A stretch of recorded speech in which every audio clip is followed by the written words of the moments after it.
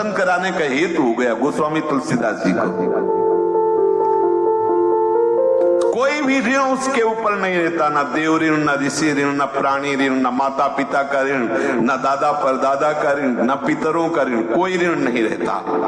देवर्षि भूताप्त नृणाम पितृणाम न किंकरो नाय मृणी च राजन सर्वात्मना या शरणम शरण्यम। बहुत जोर की बात है। सर्वात्मना यह शरणम शरण्यम गतो मुकुंदम परिहृत्य करतम। श्री परमहंस जी महाराज सुखदेव जी कह रहे हैं, परीक्षित, जिसने संपूर्ण रूप से शरणागत वत्सल प्रभु को अपना समर्पण कर दिया, उसके ऊपर किसी का अधिकार नहीं रहता, न वेद का, न ऋषि का, न मुनि का, न देवता का, न पितरों का, किसी का अधिकार। अब सीधे वो प्रभु का जन है। अब प्रभु की कृपा, दुर्गाणि मत प्रसादात् तरिष्यति, सर्व दुर्गाणि मत प्रसादात् तरिष्यति। वेद निषेध, नियम कानून, शुभ अशुभ किसी का अधिकार नहीं, काल का भी अधिकार नहीं। जिए काल बस ना परे, समुझ जियाए शरण ते डरत ना काल डर। आहा, कितनी अमृतमयी बात है। जड़ शरीर के साथ संबंध जोड़ करके कमी ही कमी की अनुभूति होगी। यही तो हो रहा है, कभी पूर्ति नहीं होती। आप शुरू से देख लो, मांग पे मांग, मांग पे मांग, अभी मांग ही मांग मांग मांग, और भरते रहो मांग। कितनी भरते रहोगे मांग? कितनी भर गई? मांग पे मांग, नहीं मांग होती रहती है, और भरते रहो मांग, उजड़ती रहती है मांग, भरती रहती है। पूरा जन्म जन्म व्यतीत हो गए। क्यों ये मांग हो रही है? पूर्ण के अंदर यह पूर्णता कैसी स्वीकृति हो गई? इस अपूर्ण शरीर की स्वीकृति हो गई, अब कभी पूर्ति नहीं। शरीर को लेकर कभी कोई नहीं कह सकता अब कछुनाथ न चाहिए मेरे, ऐसा नहीं कह सकता। वो तो श्री चरणों को लेके कहता है अब कछुनाथ न चाहिए। केवट क्या कह रहा है?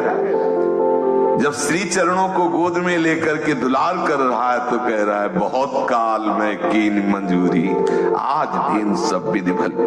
अब कछुनाथ न चाहिए, अब कृतकृत्य भयो में। ये जहां से बिछुड़े थे वहां आ गए। अब कृत्य शरीर को लेकर के कभी कोई निष्काम नहीं हो सकता, कभी मांगे बंद नहीं हो सकती, कभी सुखी नहीं हो सकते, कभी शांति प्राप्त नहीं हो सकती। अगर शांति चाहिए तो त्यागात् शान्तिरन्तरम्, शरीर राग का त्याग कर दो।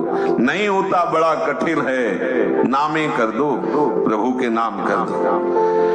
हमसे नहीं बनता, लो जैसे झूठ से ही सही मैं आपकी शरण में। बड़ी जोर की बात है। सर्वात्मना यह शरणम शरण्यम गतो मुकुंदम परिहृत्य करतम। जो शरणागत वत्सल प्रभु की शरण में आ जाता है, उसके ऊपर कोई भी शासन नहीं कर सकता, कोई कर्तव्य नहीं। अब कर्तव्य बना शरण्य का, चोंच में दाना लाओ और पानी लाओ और उसके चोंच में डालो आके। अजात पक्ष मातरम खगा, ये बहुत जोर की बात है। साधन काल में जीवन निर्वाह की समस्या, शरीर में रोग और भी अनेक विघ्न बाधाएं आती हैं, परंतु उनके आने पर भी प्रभु की कृपा का सहारा रहने से साधक को कोई भी रोग, कोई भी विघ्न, कोई भी विषय विचलित नहीं कर सकता। मानो अभी हमारी समर्पण की भावना तो बन गई, लेकिन स्थिति तो नहीं है ना। तो अभी कुछ घटना घटे, कोई हानि हो, कोई दुख हो, कोई रोग हो, दुखी सुखी होने की भावना बनने लगती है।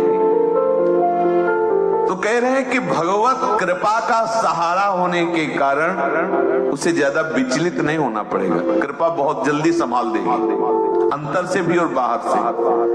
देखो, इतना विश्वास रखना है कई बार कहा है सत्संग में भी कि तलवार आएगी गले तक और आपको लगेगा ये गई गर्दन, और वो तलवार हार बन जाएगी, पर वो यहां तक आने आने में लार सूख जाएगी।